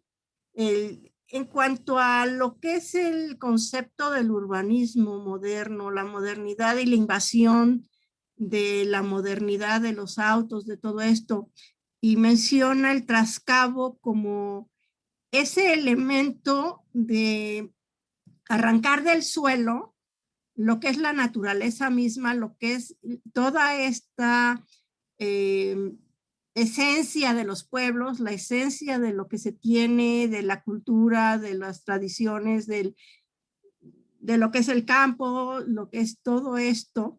Y el trascabo siento que él lo toma o lo menciona como algo que viene y o sea, arranca, saca las raíces de lo que es nuestra cultura, nuestra esencia. Entonces, esa palabra a mí me está llegando, me hace ver que tenemos que tener mucho cuidado cómo hacemos crecer las ciudades. O sea, los planes de desarrollo urbano han siempre fracasado porque la gente se va y hace las casas donde quiere y no donde los planes de desarrollo están estipulando. Debe haber alguna contradicción entre todo lo que se está planeando y lo que la gente quiere y lo que la gente pretende rescatar de sus esencias. Entonces, creo que es algo muy interesante en este texto, el concepto del trascabo y el concepto del cuidado que tenemos que tener con el desarrollo urbano y toda esta cuestión vehicular que está invadiendo carriles y está invadiendo banquetas y está invadiendo todo lo que es el peatón. Ya no caminamos porque es una inseguridad impresionante la que tenemos y tampoco tenemos el transporte para poder nosotros desarrollarnos o caminar distancias largas sin el vehículo personal. Entonces, a nosotros nos pasa, por ejemplo, acá arriba, ¿no? Los que estamos en el bosque. No hay un vehículo, tenemos que caminar 2 kilómetros o más para tomar una ruta y no todo el tiempo tenemos la ruta disponible. Entonces, esta invasión de vehículos también se debe a que el gobierno no tiene una planeación de desarrollo de todo lo que es el sistema vehicular y que no se tiene tampoco un cuidado de lo que es el desarrollo de las poblaciones para contener este abuso de la cuestión de la invasión de los carriles y derrocar o aplastar la cuestión peatonal, ¿no? Gracias. Gracias, Elena. Muchas gracias. Hugo Carvajal. Muchas gracias. Efectivamente, se agolpan las ideas. Lo de la planificación central es vital, planificar centralmente, que equivale a un esquema socialista, planificar. Yo batallé mucho porque trabajé aquí en un tecnológico con ingenieros civiles, electromecánicos, industriales, que pensaban siempre en construir, en edificar donde fuera, y alguno más se asumía como urbanista. Y cuando yo interponía mis argumentos en contra de todo eso, obviamente no era ni tomado en cuenta. Decían que estaba yo fuera de la jugada, que no estaba en el ajo, dicen ellos. No, no está usted en el ajo, profe. Evítenos la pena, no entiende esto. Y esto, bueno, recuerdo que es la idea de modernidad pues instalada sobre nuestros pueblos, impuesta, y la idea de progreso que también trabaja Herbert Marcuse, y también una otra referencia de Miguel Ángel Asturias cuando habla de la civilización como un hacinamiento de cosas inútiles, dice él. En cuanto a la cosmovisión, pues hago inmediata referencia a el maestro León Portilla, ¿no? Y a su profesor de náhuatl y de idiomas originales, el padre, no recuerdo su nombre, alguno de ustedes lo debe recordar, experto en estos asuntos, que hablaban siempre... María Garibay. Padre Ángel María Garibay, gracias Ángel María Garibay, que cuando León Portilla fue a verlo, le dijo, ¿sabe usted hablar náhuatl? ¿Ya conoce? ¿Ya puede leerlo por lo menos? No. Ah, pues vaya y aprende, luego viene. Y entonces tuvo que hacerlo Miguel León Portilla. Pero la referencia siempre a la cosmovisión, eso es un concepto sumamente importante y profundo. Y en ese concepto aparece justamente lo de el respeto por la tierra donde están nuestros muertos. Y es algo que habría que rescatar y enriquecer. Hago referencia también a la carta, ustedes la conocen también, la carta del Piel Roja al presidente de Estados Unidos, cuando le piden que le venda la tierra. Y él le dice, ¿puede usted vender el canto de los arroyos, la frescura del aire? ¿Puede usted vender la tierra donde están nuestros muertos? ¿Tiene precio todo eso? Es bellísima la carta. Y una otra que también tiene que ver con nuestros modos de vida, nuestros pueblos, relatada por Bruno Traven en uno de sus cuentos, Canasta de Cuentos Mexicanos.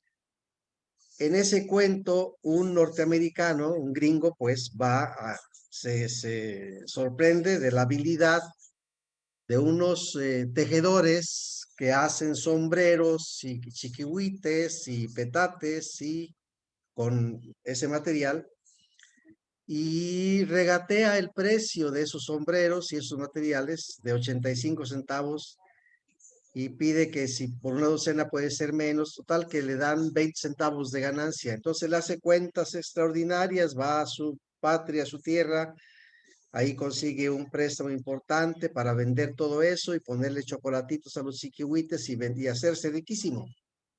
Su sorpresa fue cuando regresó a comprar y ya a exigir que le entregaran el producto por miles de canastas y miles de no sé qué tantas cosas. El precio ya no era de 85 centavos, sino de 15 pesos. Y él se sorprende y le dicen los trabajadores, si nos dedicamos a esto, vamos a dejar de trabajar nuestra tierra. Es decir, ellos le muestran toda una visión integral de su vida. No están pensando solo en la ganancia, en el cebo de la ganancia, en el lucro, en el mercado, pues, sino justamente en el rescate de sus formas de vida, de su cosmovisión.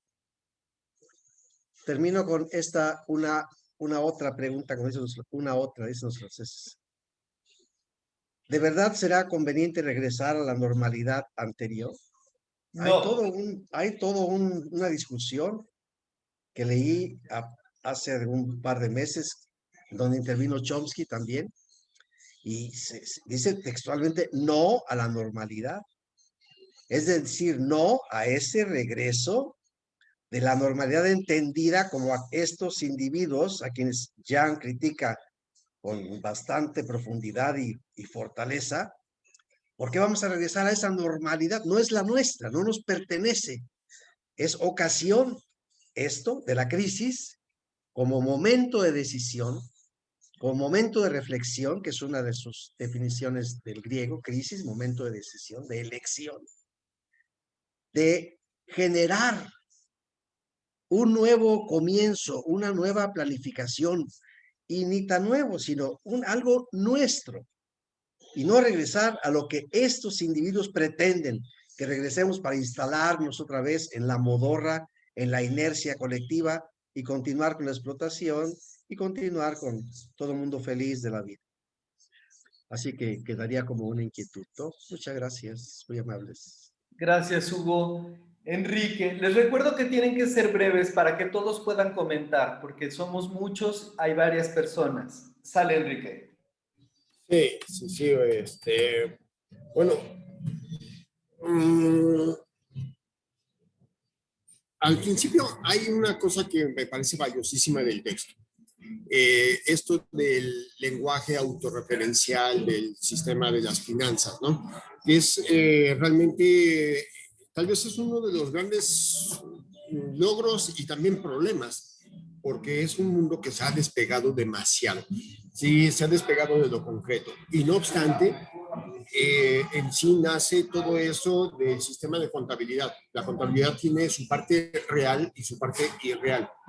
Su parte real porque trata de ponerle nombre al activo y decir dónde está el objeto, ¿no? De quién es, por qué y qué genera, ¿no? Y pone dónde está el pasivo, dónde está el capital. Todo ese asunto trata de hacer números, lo que está ahí en lo concreto, y qué bueno. No obstante, el mundo financiero ha ido creando y creando más sobre eso y sobre promesas de pago. Ese asunto es lo que está ahorita, ahora sí que es lo que pasó en esa crisis del 2008. Eran unas promesas de que iba la gente a comprar inmuebles en Estados Unidos, los cuales se dieron a gente que no era creíble y entonces todo explotó. En parte es más o menos una de las explicaciones, ¿no? Se creyó en que esas personas iban a poder pagar sus casas y no lo pudo, ¿no?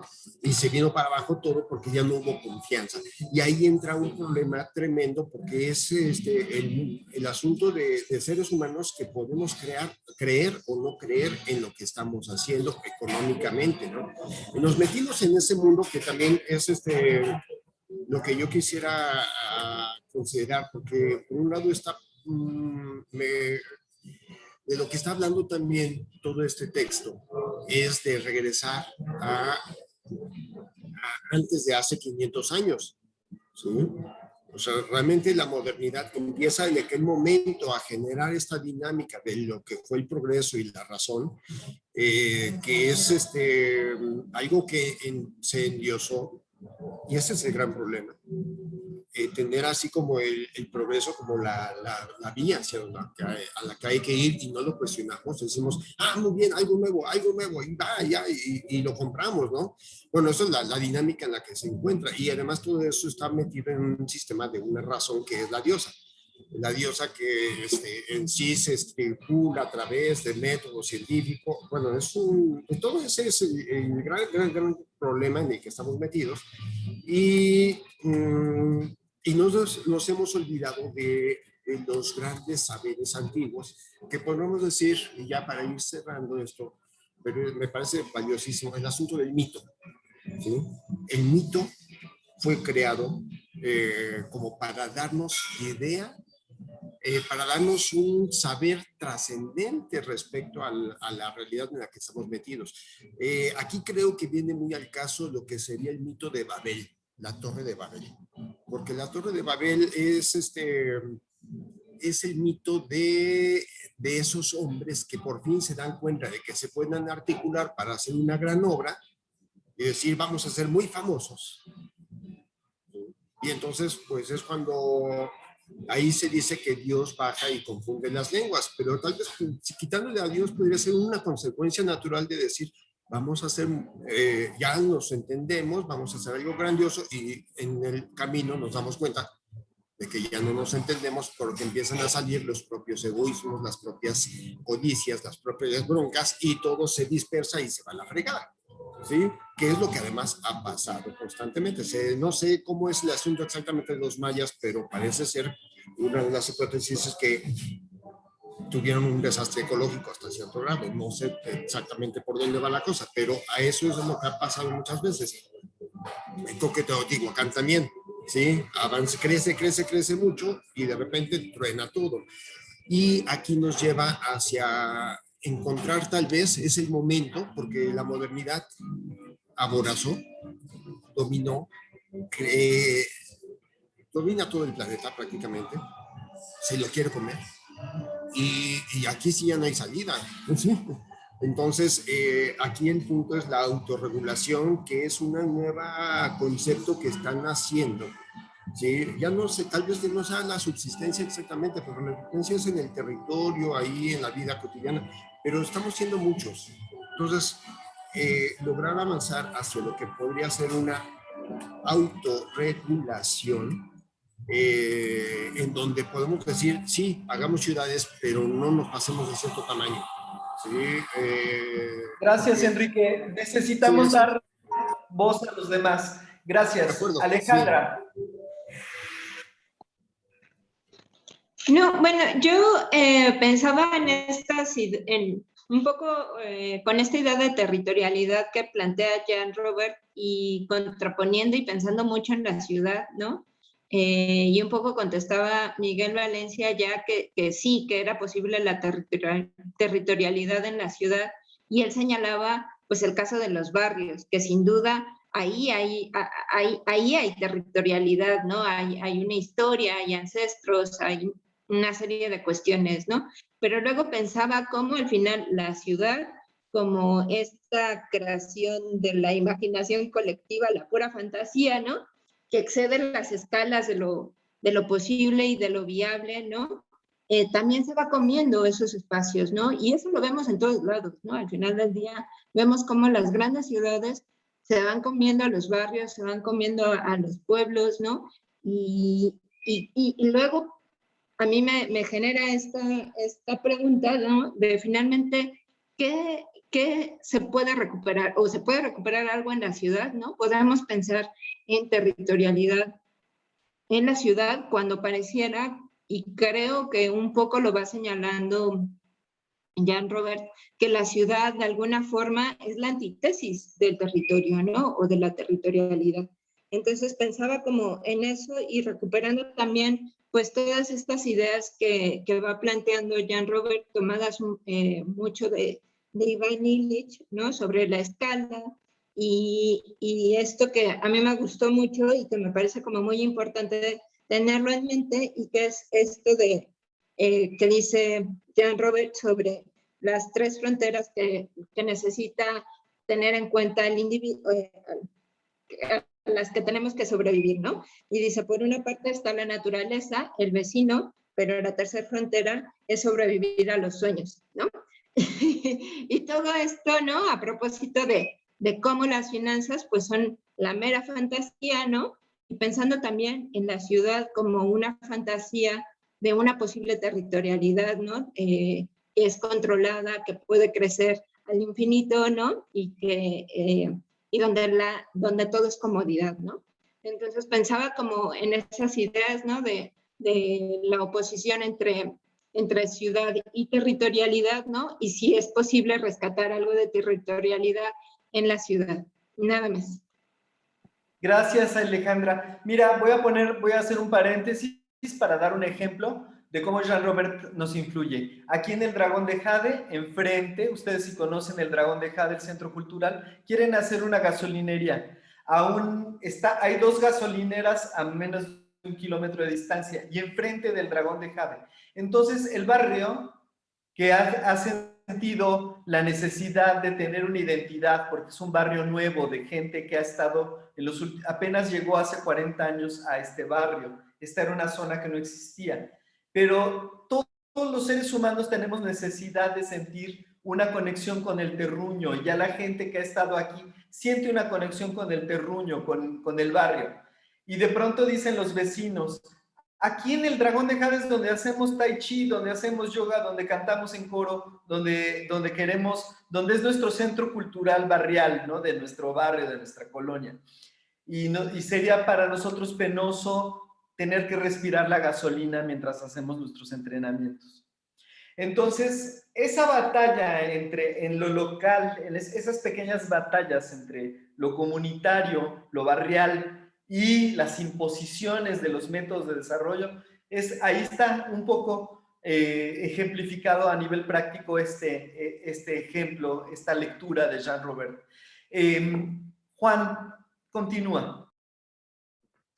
Muchísimas gracias y me anima bastante que estas ideas que quería plantear, que son creo que varias, las voy a tratar de sintetizar y decir mucho de la experiencia, no solo con el texto, sino con la misma didáctica y las experiencias que compartía Jan. Soy arquitecto y sin duda que la alabanza a la monstruosidad era algo que vimos denunciado en este texto y también en sus clases. Lo que nos ofrece Jan siempre es un hincapié a romper con los axiomas. ¿Y qué es eso finalmente? Creo que es romper con la retórica romántica de muchos procesos. Recuerdo ahorita lo que dijo Elena del Valle, y no es que me haya programado, pero sí me orientaba, y es la orientación que te da el territorio. Pero me acuerdo muy bien cómo ante una propuesta o una sentencia como la que iba elaborando Elena, diría, ¿y por qué en vez de Estado no chivitas? ¿Por qué no enfrentar chivitas con polis? Hacía mucho ese juego, Jan, de no dicotomizar, sino comenzar el diálogo con dicotomizaciones para entender que no es o una u otra salida, no es un axioma ya establecido, sino que son las muchas alternativas que debemos de tomar en cuenta. Eso es lo que podría yo dar como riqueza o entender como la riqueza del territorio. Esto que también explicabas tú, y en ese mismo sentido de la ciudad, iba a lo que ahorita comentaba, que Miguel también apuntaba en escrito. Tendríamos que no pensar y no abstraer muchas de las cosas y de las ideas que tenemos como la ciudad como urbanización, sino más bien como el espacio donde dialogamos, donde enfrentamos, donde estamos frente a frente, ojo a ojo, donde estamos ahí dialogando y participando. Y entonces se nos devuelve hablando de las ideas que estaban ahí vertidas, la potencia como ciudadanos, como personas que somos capaces de intervenir, tener injerencia. Lo mismo me pasó cuando Enrique estaba hablando de la proeza que en su momento, por un mito o por algo real, que sabemos que hay vestigios, se estaba elaborando como la Torre de Babel, y ante la palabra fama, luego hubiera roto Jan y hubiera dicho, ¿fama? No, trascendencia, si acaso prestigio. Es decir, me parece bien interesante cómo la escala en este texto nos lleva a pensar, y lo digo como arquitecto, algo que me enseñó, a no estar pensando en la monstruosidad que nos ha consumido y que es en el conjunto de la sociedad, si estamos muy impregnados y contaminados, de irnos con esta persecución de lo mítico y por lo tanto buscar el crucero en vez de hacer como arquitecto veleros que nos devuelvan las capacidades también para orientarnos, leer el sextante, caminar con las estrellas, a pesar de que estamos seguramente interactuando dentro de un sistema. No puedo evitar el tomar recursos o tema del anterior texto, que justo lo que yo iba a tratar de proponer después de Bosque, pero sabía que no tenía tiempo, era la palabra del territorio. Y qué interesante que desde que comenzó, y Silvia nos lo apuntaba, nos dice, todo esto tiene una dinámica y una secuencia muy lógica y muy natural, porque así van los textos como van. Solo quería compartir eso. Muchas gracias. Gracias, Juan. ¿Alguien más quiere comentar? Juan Antonio Zuinaga, creo que quería comentar.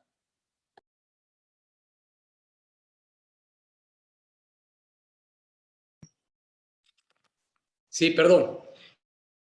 En el documento que nos hace referencia Jan Robert, me encanta el paralelismo que hace de los que quedan dañados en los tsunamis financieros, como los seres que van con respecto a las personas de pie contra los coches.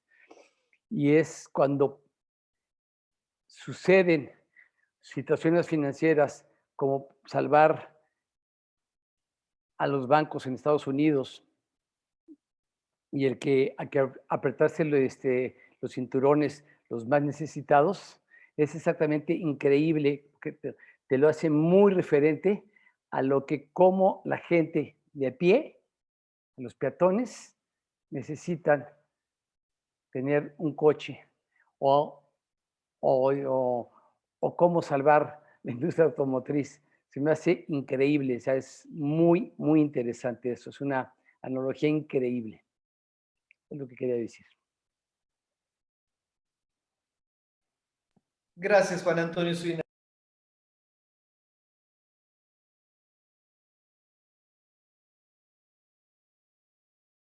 No te oyes. Gracias, Juan Antonio Zuinaga. ¿Alguien más quiere retomar alguna conversación, algún tema antes de ir cerrando?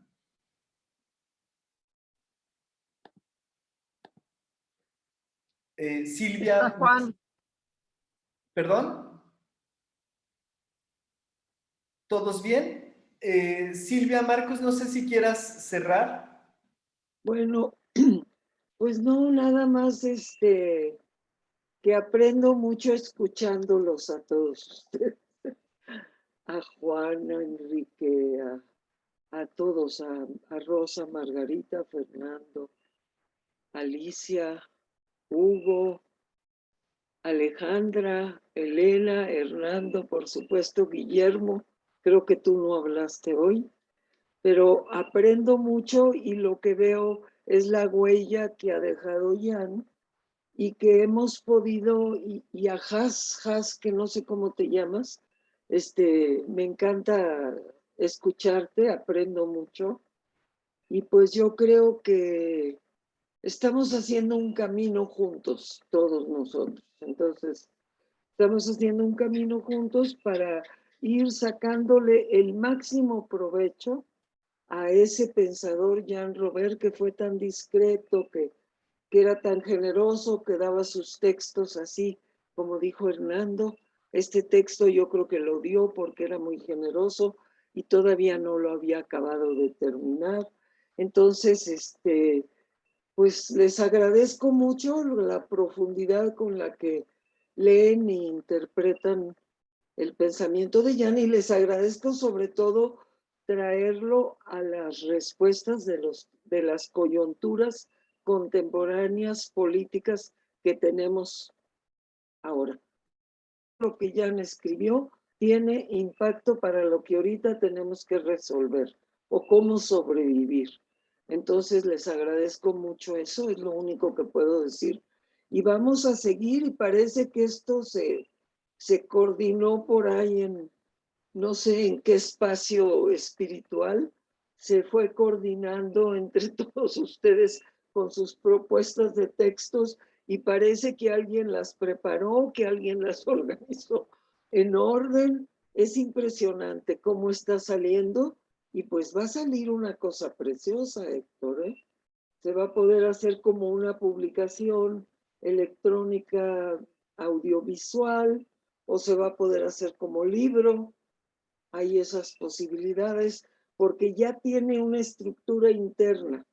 Ya no hay que pegar, no es de pegar cosas diferentes, sino es todo va como que un tema trae al otro tema, al otro tema, al otro tema, y siempre Jan Robert sencillo, humilde, como dijo, con la territorialidad, un concepto profundo, analítico, pero no dijo, ese soy yo el que la estoy elaborando, porque él nunca se ponía a sí mismo en el centro, en el poder.